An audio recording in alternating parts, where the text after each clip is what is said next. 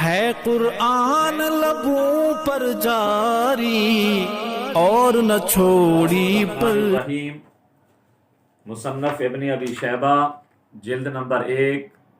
جو امام بخاری رحمۃ اللہ علیہ کے دادا استاد کی کتاب ہے، اس کے صفحہ نمبر 412 پر حدیث موجود ہے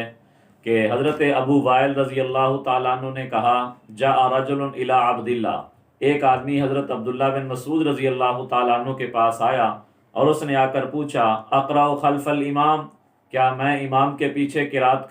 پڑھوں؟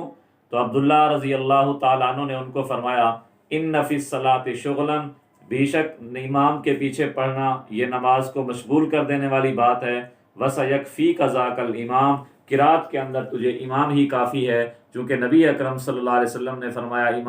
امام کا پڑھنا مقتدی کا پڑھنا ہے، اس لیے مقتدی کو پڑھنے کی حاجت نہیں ہے۔ جب امام موجود ہے تو امام کی قرات مقتدی کی قرات ہے اور وہی اس کو کافی ہو جاتی ہے۔ تو ہمیں بھی چاہیے کہ ہم امام کے پیچھے قرات کرنے کی بجائے خاموشی کے ساتھ نبی اکرم صلی اللہ علیہ وسلم کے حکم کے مطابق اس کی قرات کو سنیں۔